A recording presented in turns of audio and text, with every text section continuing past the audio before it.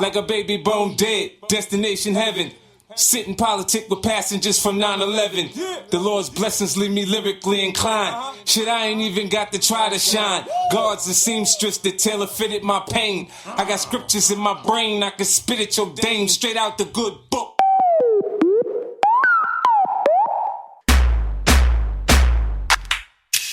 Hey, one man. The following program is intended for mature audiences.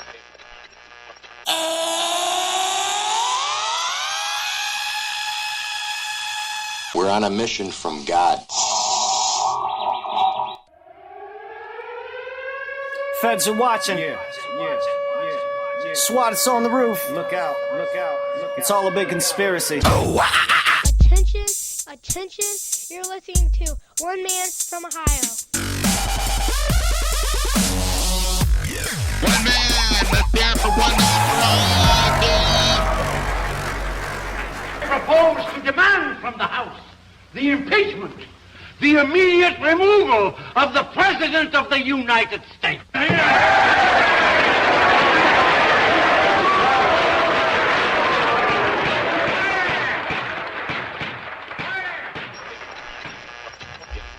Finding from us this evening, technology on the cutting edge. We were interested today to hear that more than 100 law enforcement officials in Mexico are having microchips implanted in their arms. The chips allow a person to be scanned, sort of like a cereal box at the supermarket checkout. In Mexico, this will be one more tool in the fight against crime. Here's ABC's John McKenzie. You've seen it before, right out of Hollywood. Maybe a little uncomfortable. A microchip inside the body. A hidden, high-tech identification tag. They're the access codes to your job spot. Now, Mexico's Attorney General and 160 of his deputies have had microchips implanted in their arms to control access to the country's new Criminal Investigation Center. It is to provide access, said the Attorney General, to the right people in exclusive areas where there is valuable, sensitive information. The microchip, the size of a grain of rice, is injected under the skin and gives off a low-frequency radio wave. A scanner reads each chip's identification number to verify an official's security clearance. The microchip is tamper-proof, it's secure, no one can take your microchip and use it to their advantage to gain access to your facility. The chip, developed by Applied Digital Solutions, is similar to those used in the U.S. to identify and return runaway dogs. In humans, it can have several uses. Little stick. The chips can also be programmed to carry medical information. The one in this patient details his blood type, allergies, and the fact he has Alzheimer's disease. The device is now awaiting approval from the Food and Drug Administration. Some researchers are developing microchips for use in the home so that wearing one can turn on lights and open doors. Hands-free. The next step, say researchers, is developing an implantable chip with a global positioning system to track people miles away, whether kidnapped or lost, just as cars can now be traced. A kind of LoJack for the body. John McKenzie, ABC News, New York. That is our report on World News Tonight. I'm Peter Jennings. We hope you have a good evening. Good night. It appears to me that something very ominous may be underway deep inside the national security infrastructure of the United States of America. Barack Obama has fired 2 high-ranking U.S. military commanders in charge of America's nuclear warhead arsenal. First, Major General Michael Carey was fired for personal behavior while on temporary duty outside his usual command. Air Force officials declined to identify the personal behavior, but said it does not involve sex, drugs, gambling, or criminal activity. General Carey was commander of the Air Force 20 unit that oversees 450 intercontinental ballistic missiles stored at 3 locations in the United States. The Air Force said its dismissal was not related to operational readiness, inspection results, nor sexual misconduct. According to the statement, General Carey was relieved as commander of the nuclear ICBMs due to a loss of trust and confidence in his leadership and judgment. Now, General Kerry is not the only nuclear warhead commander fired by Barack Obama this week. Days ago, it was revealed that the Mac Daddy fired the deputy commander of the U.S. Strategic Command, STRATCOM, the command that oversees all U.S. nuclear warfighting forces, is headquartered in Omaha. Vice Admiral Timothy Giardina was accused of betting with counterfeit poker chips at a casino. Although Admiral Giardina's firing was announced this week, buried deep into the news articles is the revelation that the firing actually happened last month on September 3rd. Now let's go back 1 month and recall one of the big news stories that we reported in the first week of September. Keep in mind that war fever was white hot as John McCain and Lindsey Graham beat the war drums, working hand in hand with Barack Obama in a propaganda campaign to start a war in Syria. Most of you will recall that I reported this news story in the first week of September. I'm reading directly from a CBS News, a Charlotte, North Carolina television affiliate website dated September 3, 2013. It said, South Carolina U.S. Senator Lindsey Graham says he's convinced that Syrian President Assad used chemical weapons on his own people. Graham told reporters in Goose Creek on Tuesday that taking action against Syria in response to the situation is not a question of yes or no, but rather a question of bad or worse choices. Now listen to this next statement. He says, if there is no U.S. response, Iran will not believe America's resolve to block Iran from developing nuclear weapons. Graham also says those nuclear weapons in the hands of terrorists could result in a bomb coming to Charleston Harbor. He says he's working to convince South Carolinians weary of war that the situations in Syria and Iran are linked. Graham said Syria could destabilize the entire Middle East. Again, that was a report posted on the website of the CBS News or CBS television affiliate in Charlotte, North Carolina, dated September 3rd. What else was happening on September 3rd? Well, there was an internet rumor on the same day which started circulating before Lindsey Graham made this remark. The rumor was that a high-level military intelligence officer had warned that nuclear warheads were being shipped to South Carolina from a Texas Air Force base under a secretive black op transfer for an unknown assignment. Just happened that rumor started on the same day prior to Lindsey Graham trying to scare the you-know-what out of citizens in South Carolina, saying, hey, if we don't start that war in South Carolina, if we don't start that war in Syria, well, those terrorists are probably going to bring a nuclear bomb to Charleston Harbor and blow up this entire place. So let's summarize these items. Number one, September 3, an internet rumor alerted citizens that a black op project was underway to move nukes from Texas to South Carolina. Number two, on the same day, September 3, South Carolina Senator Lindsey Graham tried to frighten the people of South Carolina into supporting his demand that the U.S. attack Syria.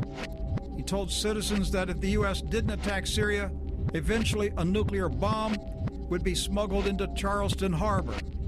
Number three, on the same day, Barack Obama fired Admiral Timothy Giardina, allegedly for using fake poker chips in a casino. Admiral Giardina was deputy commander of STRATCOM. Number four, we're told today that the Mac Daddy fired General Kerry, who was commander of Air Force 20 overseeing its 450 ICBMs. He was removed for loss of trust and confidence. 2 high-level commanders with control and oversight over hundreds of nuclear warheads, both of them fired by Barack Obama under some very fishy, suspicious circumstances. One, for using fake poker chips in a casino. Really? They fired a nuclear commander over fake poker chips in a casino? I really don't buy that story. And the general was fired for loss of confidence and trust. Well, lost in confidence by whom? The Mac Daddy. Why did the Mac Daddy lose confidence and trust in him?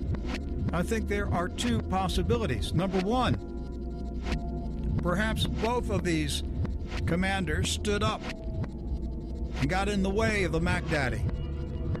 Was there a black op project underway last month to set off a nuclear bomb in a major American city, to blame it on terrorists in order to justify another war in the Middle East, and to tighten security inside the United States and take away more of our constitutional rights? Number 2, was there an attempted military takeover underway to arrest Barack Obama and remove him from the White House as a traitor who is intent on destroying the Republic? If patriotic military commanders were indeed plotting to remove Obama's communist regime, they would have to lock down America's nuclear arsenal to prevent Obamanista infiltrators and sympathizers inside the military and the intelligence agencies from seizing control of the nuclear arsenals during a national crisis, over the military seizing control of the White House. If not, the Obaministas would seize the nuclear arsenals and threaten to blow up American cities if Barack Obama was not returned to power. Were General Kerry and Admiral Giardina secretly working with a top-secret alliance of U.S. military commanders to rescue the American people from the Obamanista communist revolution? All of this is troubling in the light of the tension throughout the nation over Obamacare, intelligence agencies spying on Americans, the shutdown of government agencies, the National Park Service Rangers exchanging their green uniforms for Nazi brown shirts, the disgraceful treatment of World War II veterans, the intimidation of senior citizens visiting national parks, the cutoff of death benefits to families of soldiers killed in combat, and the pressure to increase the debt ceiling with no cuts in government spending. Yesterday, it appeared that the government shutdown and debt ceiling debate would end today or tomorrow. House Speaker John Boehner caved in and told House Republicans yesterday morning he would offer a 6-week extension of the debt ceiling with no preconditions on Mr. Obama, such as delaying Obamacare for 1 year. The only precondition was that Mr. O had to promise to talk nice to the Republicans later about the budget. Mr. Boehner and his lieutenants marched off to the White House last night to see the Great Oz. When they got there, the Great Oz wouldn't agree with them. The New York Times reported that the Great Oz rejected the compromise offer.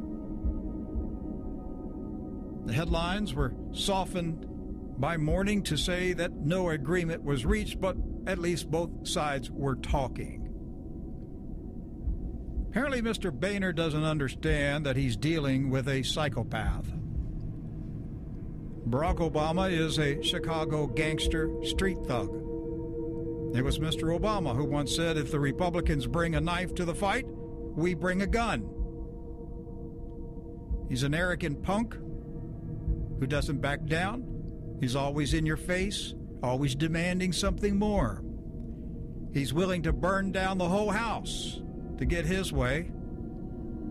It's his way or the highway. And he doesn't care who gets hurt. Obamacare launched on October 1st. Complete fiasco. The official healthcare.gov website is a joke. He spent $634 million of our tax money building a site that doesn't work. Some IT people say it's nothing but a hollow shell. Never was going to work. Kind of like Mr. Obama himself, a hollow shell who's never worked. He's the worst kind of tyrant. He's incompetent, yet extremely arrogant. He has no experience successfully running anything in his life. He's never had a real job. He's not even qualified to sweep floors in a Dairy Queen ice cream store, let alone sit inside the White House of the United States of America. And by the way, he's not even qualified to get a security clearance to sweep the floors of the White House. But Mr. Boehner marched over to the White House last night with his hat in his hand. He left with his tail between his legs. The Mac Daddy sucker punched him again. Obama said, "Give me an offer." Mr. Boehner gave him an offer, and Mr. Obama laughed at him and rejected it. Typical street gangster attitude. Since the Republicans changed their position in the negotiations, Mr. Obama has gained the upper hand. The talks reportedly continue as the Republicans scramble to come up with another proposal to the liking of Mr. Obama. Like I said, the problem is there's nothing to his liking except whatever he demands. It's his way or the highway. Now, late today, reports out of Washington said the Republicans had completely caved in. They would give him a 6-week increase in the debt ceiling and fully fund the reopening of the federal government, including Obamacare. In exchange, the wimpy Republicans will ask His Royal Highness for a framework to discuss future negotiations on addressing long-term budget issues. What? It means nothing. They got nothing. Now, if the Mac Daddy signs off on this deal, he has steamrollered the House Republicans one more time. Or maybe we should say he and John Boehner together have steamrollered the House Republicans. They control the House by a huge majority, but they're afraid of him. They refuse to fight for what they think is right. They refuse to fight for the future of the Republic because they're intimidated by him. He may sucker punch them again. He may say, "No way, I want the whole enchilada." Don't be surprised that he doesn't demand another $1 trillion or more in the debt ceiling. Enough money to borrow to get the Democrats through the November 2014 elections without dealing with this issue again.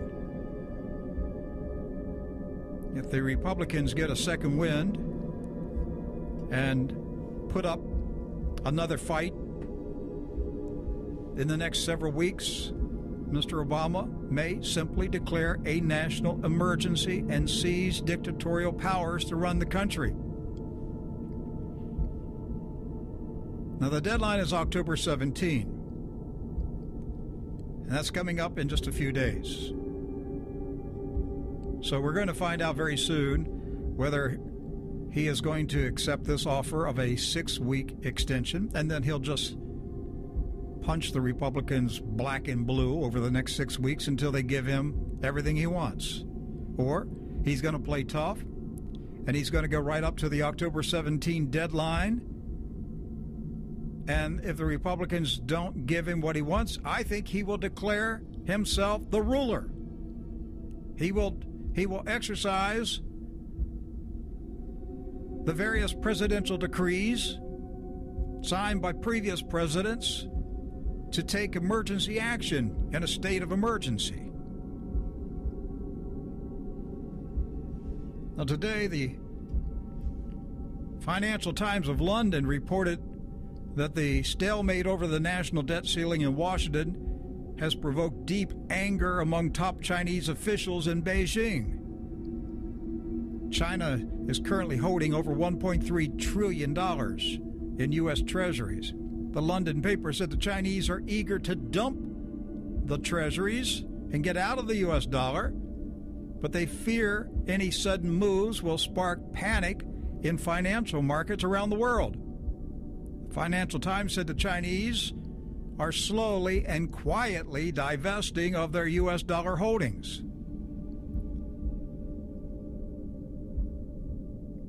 And then Paul Craig Roberts, who was Deputy Secretary of the Treasury under Ronald Reagan. He said last week he fears Mr. Obama will use the debt ceiling crisis to take action to declare himself the dictator of this country. That he'll say the Congress is doing nothing. And in order to save the country, he's going to have to bypass the Congress, and he's going to have to take executive action to lift the debt ceiling, and he's just going to start running the country without the Congress. Mark Levin, radio host Mark Levin, is saying the same thing. That Mr. Obama is orchestrating all these things to create a crisis in which he can say, I have to take control in order to save the country. Now, this is what I want you to hear. Jim Willey told Greg Hunter a few days ago the real reason. He said that a group of big bankers went to the White House. Jim Willey said, what's going on with the Treasury bond market right now is systems are breaking.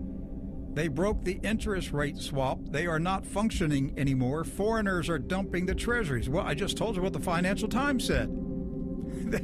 The Chinese are trying to get out as quietly as they can without spooking the markets. Jim Willey said this is what caused the spike in interest rates. And what was the meeting last week of all the bankers in the White House? Jim Willey said, I think it was an emergency meeting because they cannot successfully defend the dollar anymore, nor fend off the big Treasury bond sales.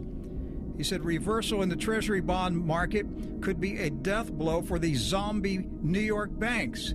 These big banks are in danger of imploding. He went on to say, I don't think the Fed is going to taper its bond buying. I believe they're going to double it. The Fed will say, let's continue QE, and instead of suffocation from rising rates, we'll have drowning from rising cost. Now, if you heard the interview I did last week with the author of the book about Hollywood's collaboration with Adolf Hitler, Ben Irwin told us about the 1933 movie Gabriel over the White House. The script was written by William Randolph Hearst, the great newspaper tycoon. And the film was produced by Louis B. Mayer, the Jewish Hollywood movie tycoon. Now, here's an interesting fact. 1 week before the movie Gabriel over the White House opened in American theaters, the very scene that you're about to hear actually happened in Berlin. Adolf Hitler demanded dictatorial powers to solve the economic crisis of Germany, and the German Reichstag caved in and gave it to him. They passed legislation that literally made him a dictator. And from that day forth, the German parliament lost its power and influence to influence the government of Germany during the entire reign of Hitler. Now listen to this soundbite from the movie Gabriel over the White House. Again, it was released in March 1933, a few years into the Great Depression.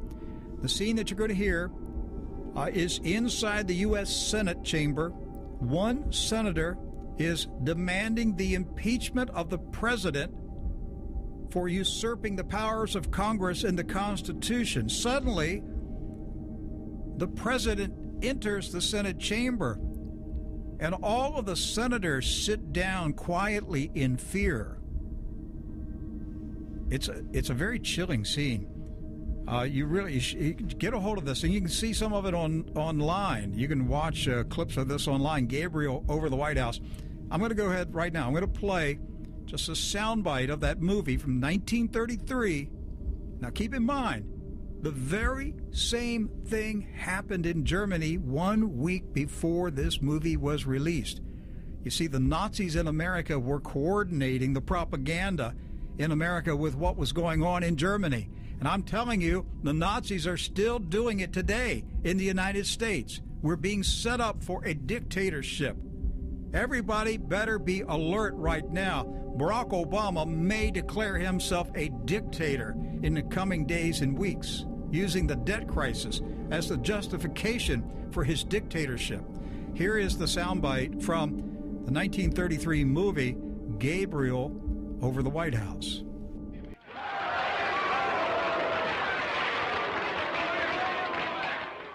I speak for the majority of the Senate and the House of Representatives, assured that President Hammond has been a traitor to his party, false to the principles on which he was elected. I propose to demand from the House the impeachment, the immediate removal of the President of the United States.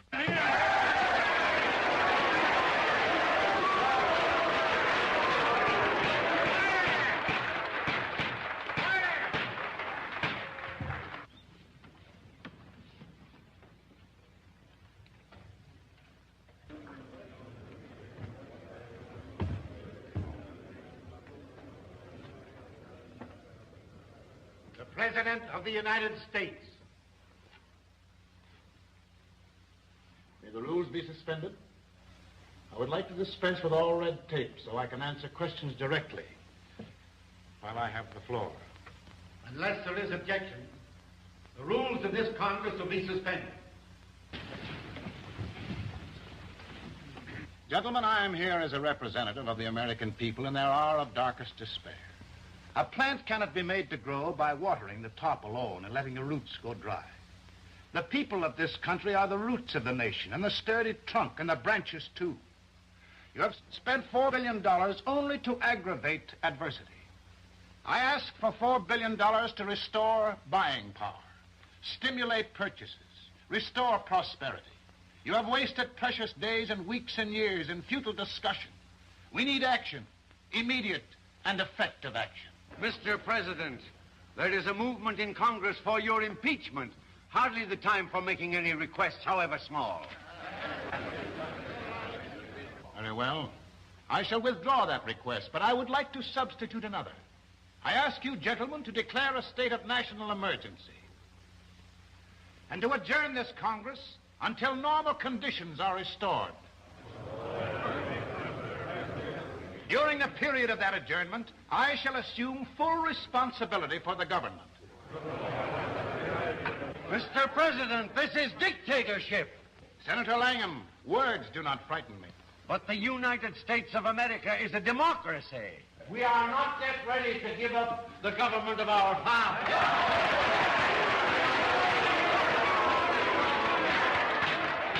Order, please, order! You have given it up. You've turned your backs. You've closed your ears to the appeals of the people. You've been traitors to the concepts of democracy upon which this government was founded.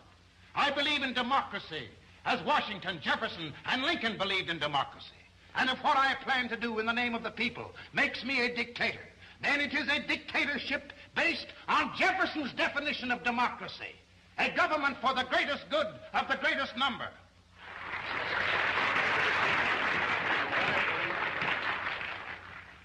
This Congress refuses to adjourn. I think, gentlemen, you forget that I am still the President of these United States. And as Commander-in-Chief of the Army and Navy, it is within the rights of the President to declare the country under martial law.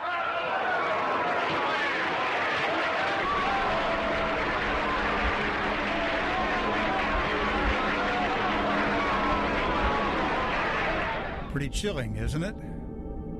I watched it several times, and it is a very chilling movie. I never knew that movie existed until Ben Irwan told us about it last week here on True News.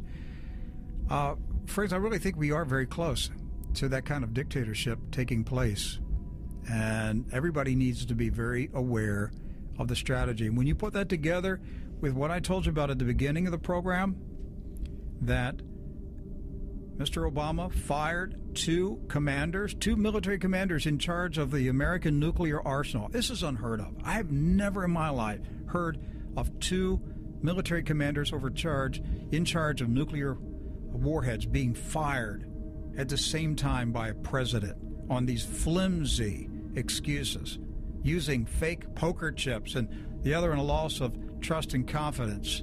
But it has nothing to do with sexual misconduct, gambling, drugs, or criminal activity.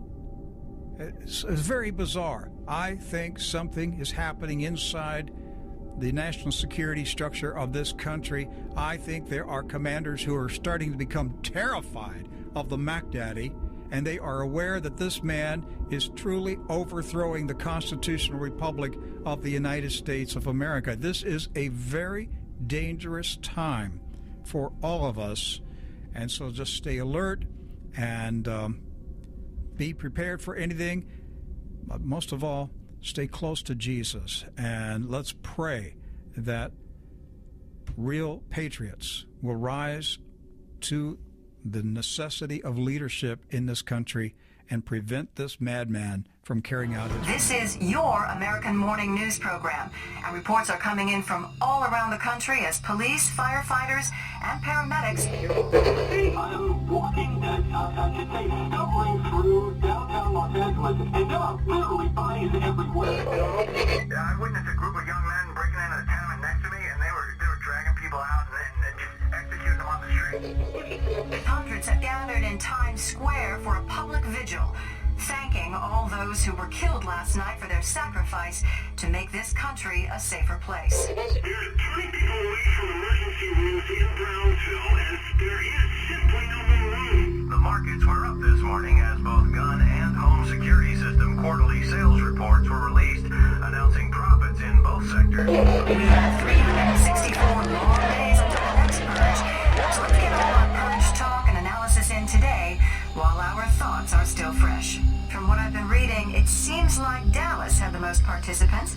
I did get a chance to see some live surveillance footage out of Dallas, Forest Lawn, and there had to be 200 people in the town square purging at the same time. Never saw anything like this. I lost my two sons last night. My boys. Yeah, I was a proud American. Not anymore. This country's taking everything I'm trying, taking everything I'm trying, taking everything I'm trying, taking everything I'm trying, taking Obama!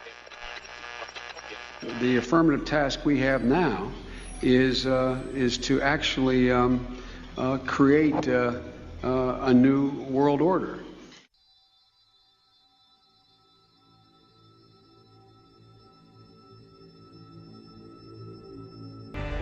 Let me tell you why you're here. You're here because you know something. What you know you can't explain, but you feel it. You felt it your entire life, that there's something wrong with the world. You don't know what it is, but it's there, like a splinter in your mind, driving you mad. It is the world that has been pulled over your eyes to blind you from the truth. What truth? That you are a slave. Like everyone else, you were born into bondage, born into a prison that you cannot smell or taste or touch. A prison for your mind. I want to make it very clear in the beginning, I'm not anti-government. I don't believe in terrorism. Unfortunately, there are a few key people in key positions who have made a difference, a big difference, in what's happening in America today. I retired from the FBI March 1979. At that time, I was in charge of the FBI Los Angeles Division. I had more than 700 personnel under my command.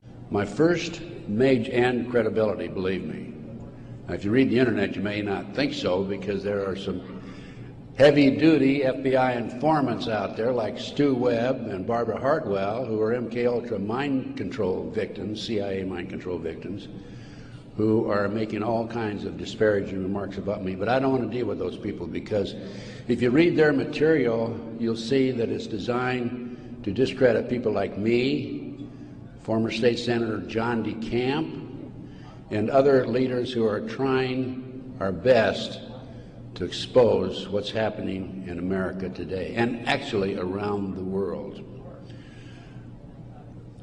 Let's go back to 1776, May the 1st. Adam Weishaupt was commissioned by the Rothschild family to set up the goals to control and take over the world with a one world government. Adam Weishaupt came up with 25 goals. Among these goals were control the press, corrupt the youth through sex and drugs, elect our own people meaning the Illuminati, to key positions in all levels of the government, city, county, state, and federal. And it goes on. The final goal was to take over the world, the one world government. When I retired, I had no idea what was going on. I had no idea about the Illuminati. I had no idea about Adam Weishaupt. October 25, 1980, I, through a series of circumstances, I don't have time to go into the details now, obtained a signed confession from one Helena Stokely. Helena told me that Dr. McDonald did not commit those crimes, that they were committed by her satanic cult group. And I said to myself, what's this all about? I don't know anything about Satanism. I read about it in the Bible, of course, and that's about it. Now, I'm telling you a little bit about the McDonald case, because that's what woke me up as to what was going on. It was after that I started researching and went back and found out about the Illuminati. Illuminati/Satanism. The MKUltra program, CIA mind control program, was investigated by Congress in 1987. Congress said, CIA, you got to quit doing that. That's you're bad boys. And they said, we will quit. Don't kid yourself. It's very active today. Americans, for the most part, are oblivious to what's really going on behind the scenes. Why are these congressmen voting on bills like the Patriot Act, which takes away many of our constitutional rights and civil liberties, in the best interest of, quote, protection for our country and protection from the terrorists? Let me tell you something, ladies and gentlemen. There are people in our government, a rogue outfit, whatever, I'm not sure, who are actually behind these terrorist acts. And the reason they're behind the terrorist acts is so they can pass bills like the Patriot Act. Our military reportedly have been using microchips to keep track of their soldiers. We need to wake up America.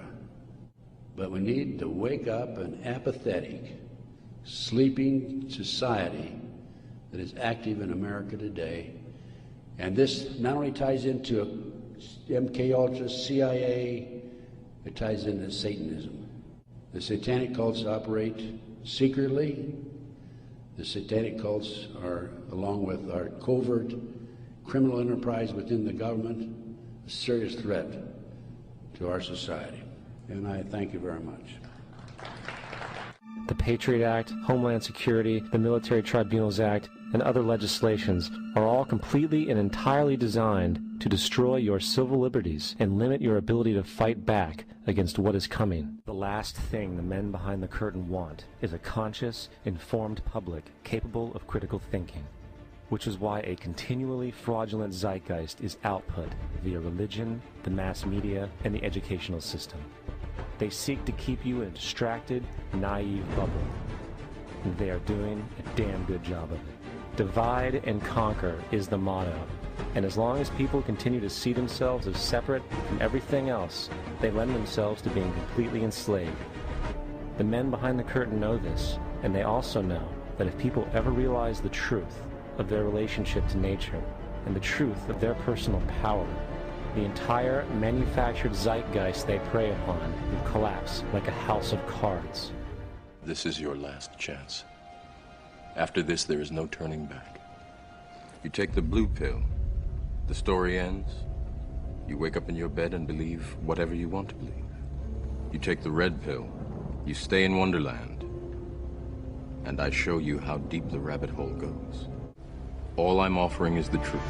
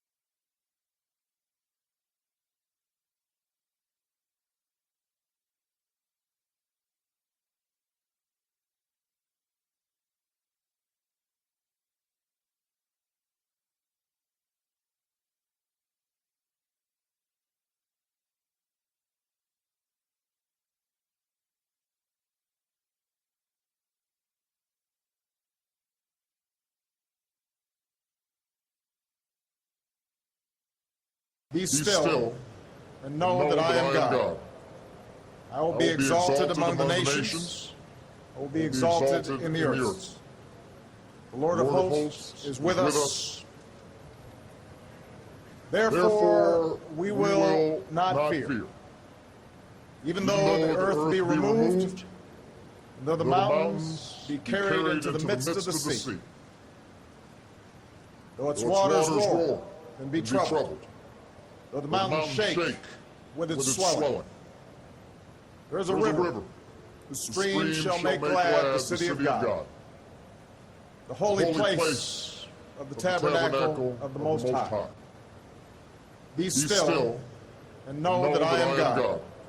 Come behold the works of the Lord, who has made desolations in the earth. He makes wars cease to the end of the earth. He breaks the bow and cuts the spear in two. He burns the chariot in fire.